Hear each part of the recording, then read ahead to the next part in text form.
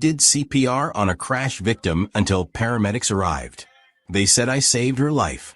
I am now being sued by her for breaking a rib. What do I do? Well, bro, there's not much that you can do about that. But going forward, don't save no females, because unfortunately, that's something that's happening in Hong Kong. The men are taught the first response in their mandatory draft. They got to do 2 years in the military. So after they come out of the military, then they can go and live their civilian lives. So everybody's a veteran. In that country, because it's mandatory as soon as they turn 17 or 18 years old that they go into the military, unless something happens where the military service skips a generation. But because all the young men know CPR, because that's taught to them in their first 2 years of service, they come out of the service, and if a woman passes out, the men are doing CPR and keeping the women alive, because every life matters, right? But every life matters until that life survives and that life sues you.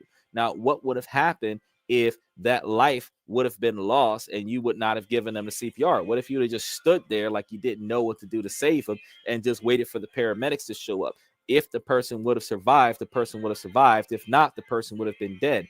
Instead of somebody being grateful because you saved their life and just let it be, they want to sue because they got hurt. You were dying. That means you were hurt when I got here.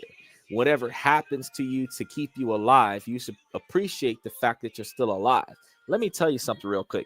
Did you know that they tell you in CPR training that if you're not breaking ribs, you're not doing it right?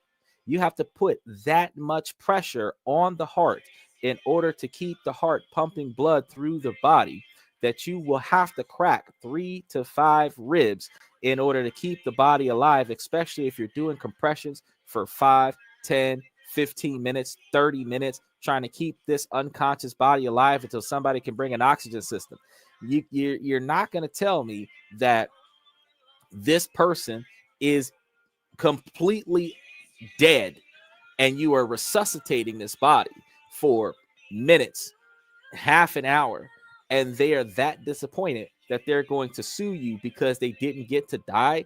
I'm going to be honest with you, bro. From this lawsuit forward, because depending on what state you're in, they have Good Samaritan laws that protect you from civil action when you are saving their lives and they receive an injury from you saving their lives. Some people, they could be in a burning car, and because you broke the window to get them out of the car, they sue you for the property damage. But the car was on fire, bro. If I would not have broken the window, you would have burned alive while you are still conscious. You're not okay with me breaking your car window? Do I need to get you to sign a waiver in the midst of danger in order for me to be able to come and save you? If you can't sign a waiver, I can't come save you, because the window's rolled up and the window won't open. And the only way you're going to sign this waiver for me to break the window and come and save you is if I break the window to come and save you.